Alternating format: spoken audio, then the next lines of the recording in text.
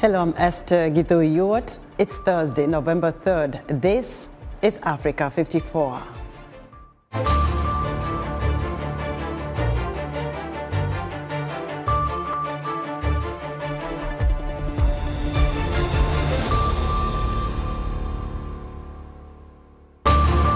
Addis and Mekele have reached a truce in their Pretoria peace talks meant to end a conflict that has killed, displaced, and brought famine to people in Tigray. A former Liberian rebel commander, Kunti Kamara, goes to jail for life following sentencing in a Paris court. Washington is a world city with global tastes. VOA's Anthony LaBruto takes a fork to the city's Ethiopian fare. All this and much more on today's Africa 54.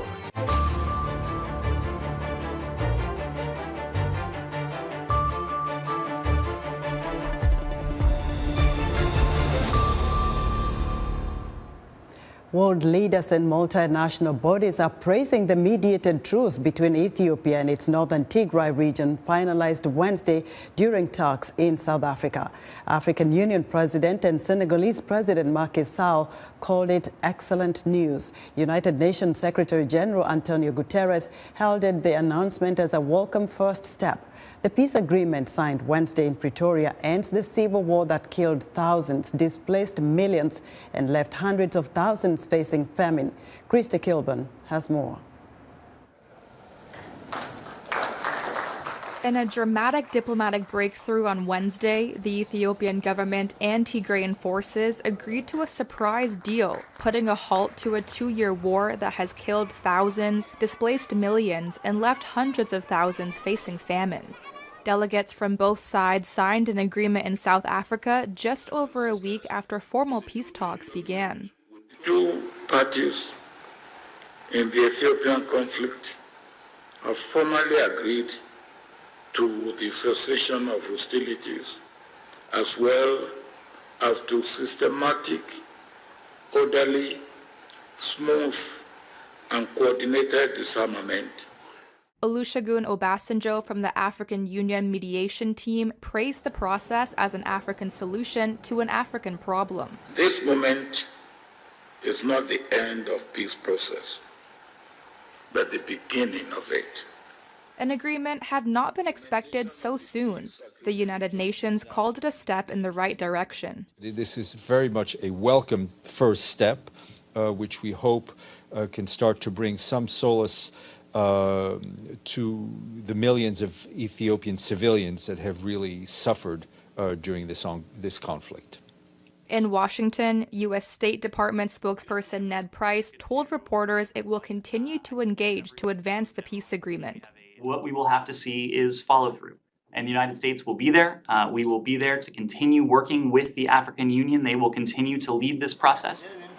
The war stems from a breakdown in relations between regional power blocs over control of Ethiopia as a whole. The agreement does not address the deeper political tensions that contributed to the conflict. Eritrea and other forces from inside Ethiopia who have taken part in the conflict on Ethiopia's side did not take part in the talks. That was Kunti Kamara of Reuters reporting. Journalist Tuso Kumalo spoke with Ethiopians living in South Africa to get their reaction to the truce reached between the Ethiopian government and the Tigrayan forces. For the past 2 years, the people in the Tigray region have known no peace. So many have died, children have not gone to school, livelihoods have been destroyed. But finally that there is peace, there is happiness among some, but some are not happy. I went to Vosbeek, a suburb not far away from Johannesburg, where a lot of Ethiopians live, to find out what is their reaction and feelings about the peace that has just been agreed to by both parties. Yeah, actually the peace is good. You see, everybody wants a peace. Peace is good for everyone. If there is a peace, there is everything. I'm so happy about the peace. No, that's very nice now. It's very good for have a meet. You know, Ethiopia, there was a lot of problem long time. There was people were fighting. The war took for 2 years. Many people die. So it's very good now. We welcome it. but it's very good now. I welcome it. But I spoke to this man who did not want his face shown. He says he comes from the Oromia region. He is not happy at all. His reason is that in his region, there is still fighting between the government forces and the Oromia Liberation Forces, where children are not going to school, livelihoods are still being affected, and he also wants peace in that place. Yeah, attacking many people. Yeah, they're in Loto. Many people, Laga. 1,000 even people they die. But no people do they talk about those people. You're happy to agree to peace. But it's still outside, the war is disopened. Many Ethiopians in South Africa say they are now looking forward to the two parties to make sure the peace that has been agreed to is fully implemented. They want the economy rebuilt, they want children to go back to school, they want livelihood restored, and they want to live their lives happily. Tuso Kumalo for VOA News, Johannesburg. For more perspective on the Ethiopia agreement, I'm joined live via Skype from Addis Ababa by Girmachu Alemu Aneme, a professor at Addis Ababa University College of Law and Governance. Professor Girmachu, welcome to Africa 54. Thank you for having me, Asif. So tell us, shed a little bit of light on what this agreement entails and when it takes effect. Yeah, the agreement has already started taking effect. Last night, Ethiopian time, midnight. It has about 4 or 5 main points. The first one is cessation of hostility. The second one is disarmament, demobilization, and reintegration of TPLF combatants. The third one is humanitarian, speeding up humanitarian aid. Fourth one, you have the restoration of public services, normalcy of life. And the last one is, an agreement to establish a transitional justice framework. These are the main points. Professor, the agreement also states that both parties have to be bound by Ethiopian constitution. Explain to us what this means, especially in terms of disputed regions like where the Amhara claim that the Wolkite Segede is part of their region, yet this part is in Western Tigray. Yes. So by, following the constitution, it refers to, first of all, that there should be only one defense force, the Ethiopian National Defense Force. You have also the issue of election, which is a mandate of the federal government. But also what is mentioned on the disputed contested territories, the Ethiopian government believes, and I think the agreement, the spirit of the agreement is about settling these differences, contested regions through, the institutions and rules of the constitution. There is a possibility of carrying out referendum. There is a House of Federation that is entitled to decide on interregional issues, including contested regions. So agreement is that the use of force should be outlawed. And do you know what the status of the Eritrean forces is at this point? Are they still in Tigray? Oh, I have no idea. I have no information on that one. But obviously, the TPLF has repeatedly claimed that Eritrean forces should move out. But I can't confirm their presence in Tigray. Yeah. And what's next for the captured cities in northern Tigray when it comes to Shire? There was the Korem and also Alamata. Yeah, I think the Ethiopian government and the TPLF have agreed to establish an administration which is likely to be run by the federal government, and then other forces, including the TPLF, may be joining that administration. So these are Tigrayan towns, and they would be run by administration established in Mekele. Professor Girmachu Alemu Aneme, thank you very much for joining us from Addis Ababa. Thank you for having me. Professor Neme is at the University of Addis Ababa Law and Governance Department. The White House has released a statement Wednesday announcing President Biden's intention to terminate Burkina Faso as a beneficiary sub-Saharan African country under the African Growth and Opportunity Act, effective January 1st, 2023. The president says Burkina Faso has not established or is not making continual progress towards establishing the protection of the rule of law as stated in the eligibility requirements of Section 104 of the AGOA. Biden says it will continue to assess whether Burkina Faso is making continual progress toward meeting the AGOA eligibility requirements. Police say dozens of children have been abducted by a gunman from a farm in Nigeria's North Katsina state, and the kidnappers are demanding a ransom for their release. Residents told Reuters news agency that the children were taken Sunday while harvesting crops in a farm nearby. A resident whose son was among those kidnapped says 30 children were abducted, but that at least 2 escaped while another one was released because she was sick. Satellite images released by Maxa shows towns and villages across a large part of southern Nigeria have been inundated by floods. Alice Rizzo reports. New satellite images released on Tuesday revealed the extent of the devastation caused by Nigeria's widespread floods. Many towns and villages in the south of the country have been left totally inundated with water. Experts say climate change is a factor, while defective infrastructure and poor planning, including a failure by Nigeria to complete a dam of its own that was supposed to backstop a Cameroonian one, has worsened the disaster. Since June, unusually intense seasonal rains have drenched a swath of West and Central Africa, unleashing deadly floods that have affected millions and submerged farmland in 19 countries. In Nigeria, rising waters have killed at least 600 people, displaced over 1 million others, and worsened the cholera outbreak.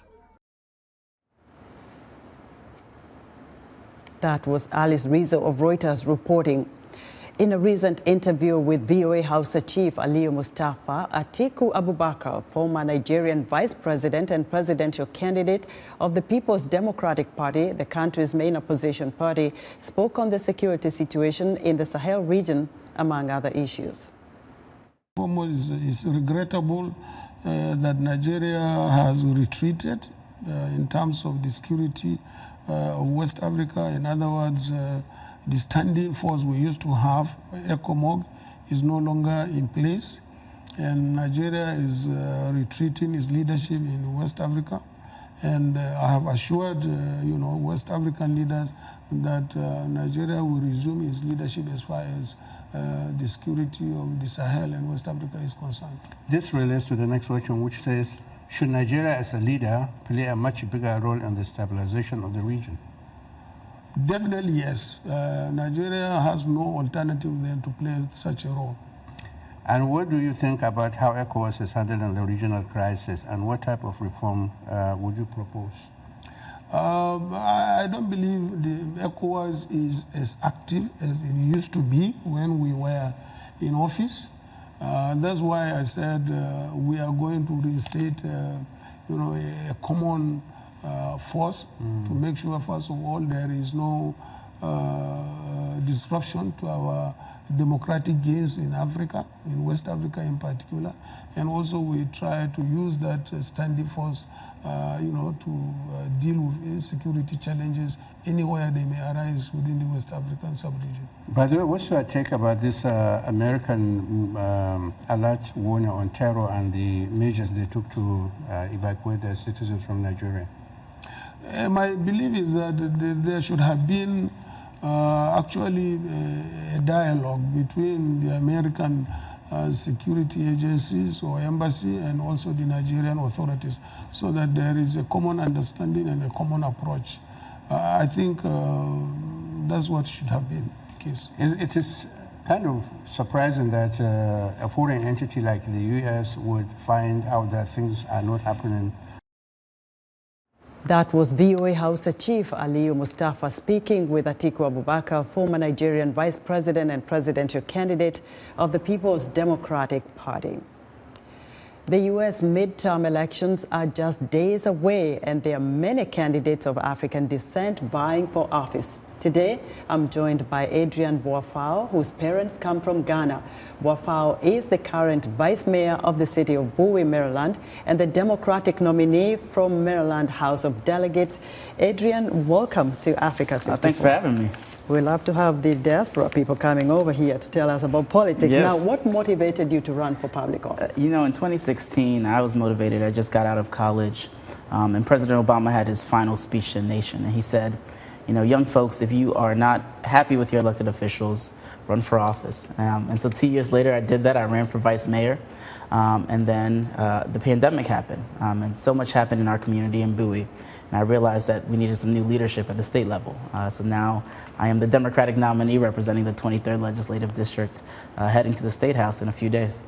Now, what does that entail, being the nominee, the delegate nominee for that party? Yeah, so the good thing is that my district, the 23rd Legislative District, is a super Democratic district. We don't have any Republican opponents. But what it means is January 11th, when we're sworn in, our job is going to be implementing state policy statewide, which is going to have a huge effect on a lot of Marylanders. I like how you say, when you're sworn in. Yeah. The vote is not yet, but you're very confident about winning. But, your parents come from Ghana. They do. And there are so many Africans in this place. There's so many Africans who are legally here, who are U.S. citizens now, and can also run for the office. But what is of utmost concerns to the African diaspora when you look at your electorate?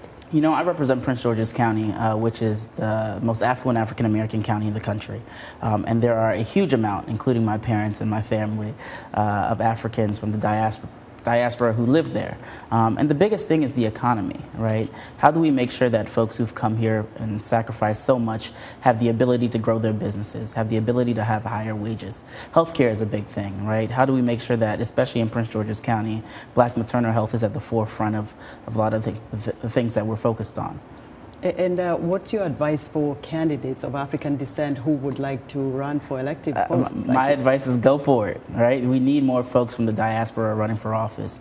Our democracy doesn't function unless we have folks with ranging views, right? With ranging experiences. And as a first-generation American, I think my experience is different than some of my colleagues. So my advice is go for it. Go for it. You mentioned the pandemic, and it has impacted the whole world. But in your state of Maryland, what is your vision for that state to grow its economy, to uplift the standards of the people, because people have been really hit hard this time round? Yeah, well, first, we got to start with education, right? We've seen since the pandemic has happened that there's a huge teacher shortage. It's not just affecting Marylanders, but it's a national problem. So the first thing we have to do as we head into this session is really address the teacher shortage that we have. And then the second thing is that we've realized that so many people have the ability and the desires to be entrepreneurs. What are we doing as a state to make sure that they have the skills and the needs that they have to run their own businesses effectively? And what are some of the very pertinent issues, if you can be brief, that the electorate want you to address? The biggest thing in my district specifically, really, again, is the economy, healthcare, and education. And that's what I'm going to be focused on my first year in Annapolis. I hear jobs, jobs, jobs. We need jobs. All right, Adrian, thank you so much. Thank you. We wish you the best. I appreciate it. Adrian Boafao is the Democratic nominee for the Maryland House of Delegates Legislative District and current vice mayor of Bowie. A former Liberian rebel commander faces life behind bars after being sentenced to prison for violence committed against civilians and complicity in crimes against humanity. VOA's Paul Ndiho has the details. A Paris court has sentenced a former Liberian commander, Kunti Kamara, to life in jail for violence against civilians and complicity in crimes against humanity, after France's first trial linked him to Liberia's civil wars. In 2018, Kamara was arrested near Paris following a complaint filed by a Swiss-based group, Cavitas Maxima, which specializes in helping victims of crimes against humanity. It was a long process. Obviously, for the victims, we were looking for justice. It is not the role of the plaintiffs or the victims in any trial to ask for a sentence. That's what the prosecutors do. The satisfaction, obviously, on our side, is that it was acknowledged that all the people who came from Liberia were not lying, that their suffering was legitimate. Rights groups are hailing the trial as an important step in bringing justice to victims. We said it over and over during the hearings. There is total impunity in Liberia for the criminals of this war that devastated Liberia for nearly 20 years and who are not prosecuted. So it's imperative for the victims that this trial took place. It's essential that they were able to come here and give their testimony before the court. So we as plaintiffs are delighted with this. The criminal court found Kamara guilty of crimes against civilians between 1993 and 1994, including not preventing soldiers under his command from repeatedly raping 2 teenage girls. Anthony Stevens is a Liberian journalist covering the trial. There are many people who will tell you about their stories, many people who will tell you about their experiences during the war, very painful stories. Probably some of the stories that are more painful than what we've heard in this trial. But again, there are others who are saying, well, let's move on, let's allow reconciliation, let's allow peace to reign. Let's forget about what has happened, put upon us and move on. So you will have these views always when you have these kinds of trials. The allegations against Kamara date back to the early years of the back-to-back conflict that would ultimately kill 250,000 people in Liberia between 1989 and 2003. The fighting was marked by mass murders, rapes and mutilations, and in many cases by child soldiers conscripted by warlords, with atrocities against civilians in common. French police officers went to Liberia during the investigation to identify witnesses and interview residents. These people should face justice. Justice is my paramount concern, no matter what it is. Those that went through this chaos or chaotic act must face the consequences of what they have done. The trial by the Paris Criminal Court was possible under a French law that recognizes a universal jurisdiction for crimes against humanity and acts of torture. Paul Ndiho, VOA News, Washington. Still to come, something yummy, a taste of Ethiopian cuisine right here in Washington. We'll be right back.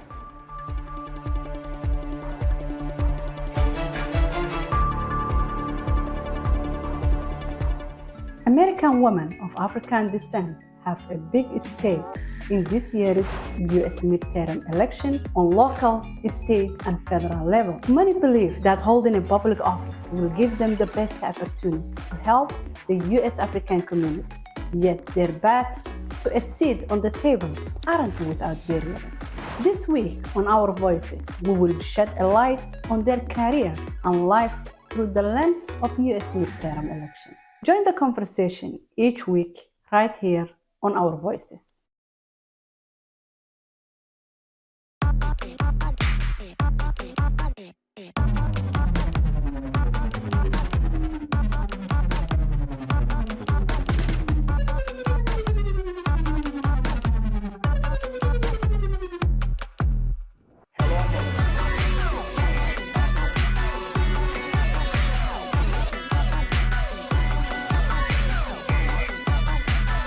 From around the world. Let's go.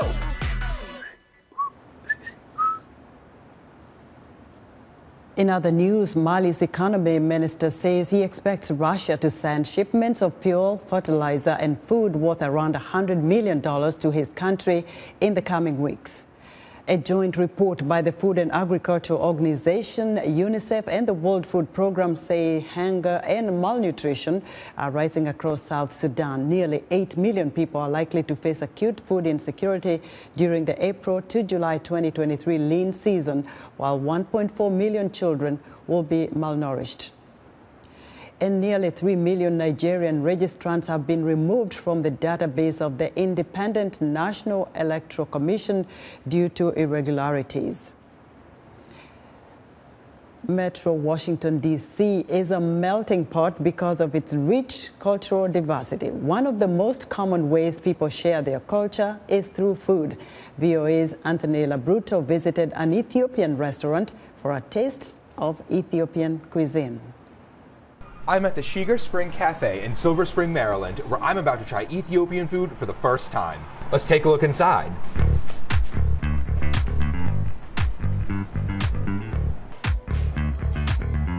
Before ordering a meal, I wanted to learn a little more about Ethiopian cuisine and the history behind the cafe's name, Shiger Spring.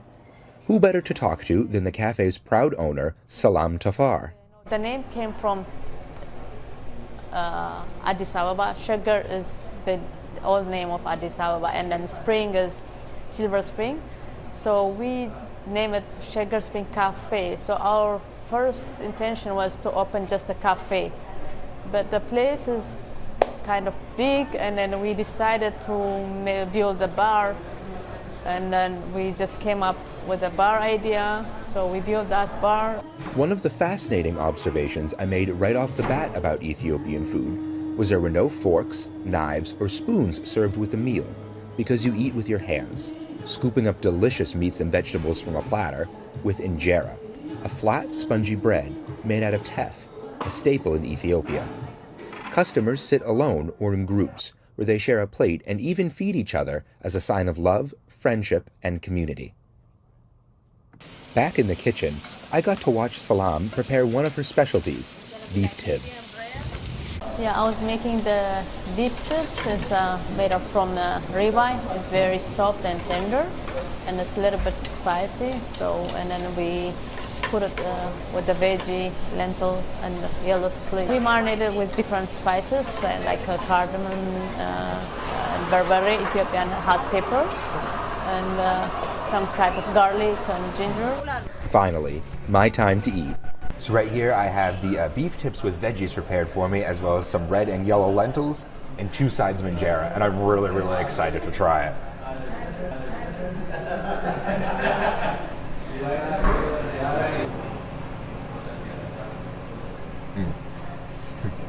I love cooking, it's my passion, so I decided to open Ethiopian cuisine, and that's why I am here.